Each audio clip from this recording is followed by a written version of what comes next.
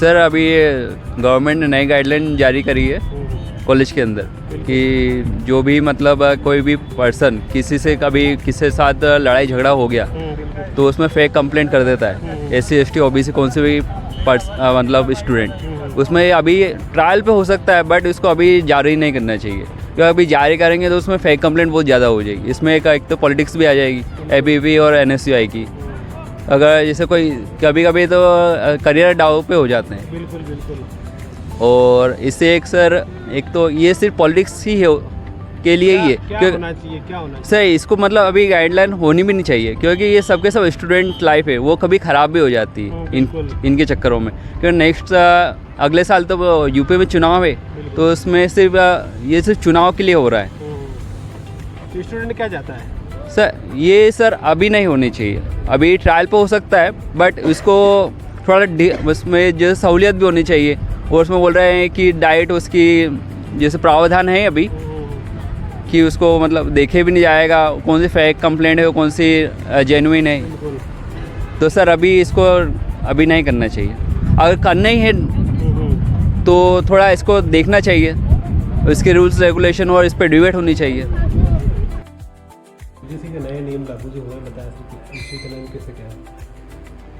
विश्वविद्यालय अनुदान आयोग के जिन नए नियमों की आज चर्चा है वे नियम वास्तव में नए नहीं हैं।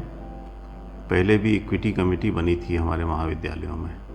इक्विटी कमेटी अर्थात समाज के सभी वर्गों और सभी वर्णों को समान अवसर प्रदान करने के संबंध में किसी के लिए कोई भेदभाव न हो, इस तरह की कमेटी पहले भी बनाई गई थी। उसमें केवल कमी ये थी कि शेड्यूल कास्ट और शेड्यूल ट्राइब को उसमें सम्मिलित किया गया था।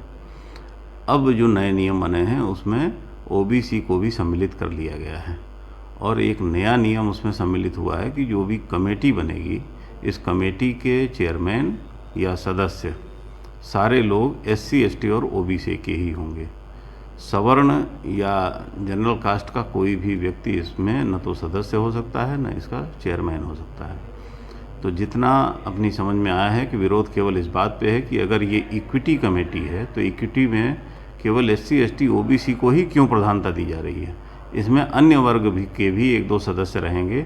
वास्तव में इक्विटी की भावना तब प्रबल होगी और तब ये इक्विटी कमेटी का नाम सार्थक होगा। अपनी क्या स्थिति चल रही है वर्तमान में सर? वर्तमान में UGC के जो भी गाइडलाइंस आती हैं उच्च शिक्षा विभाग हमें निर्देशित करता है, हम तदनुसार उसको अपने कॉलेज में फॉलो करते हैं। बिल्कुल। ये पहले से चल रहा है तो कुछ ऐसा कुछ विवाद निकल के आया सामने? अभी तक कहीं नहीं आया, अभी तक सब ठीक ठाक था। हमारे महाविद्यालय में न तो छात्रों में न प्रोफेसर्स में इस तरह के इक्विटी संबंधी कोई मतभेद और मनभेद नहीं है। लेकिन जो नए नियम आए हैं उनका क्या असर पड़ेगा व्यापक रूप से वो नियमों को देखने के बाद पता चलेगा। ठीक है, थैंक यू।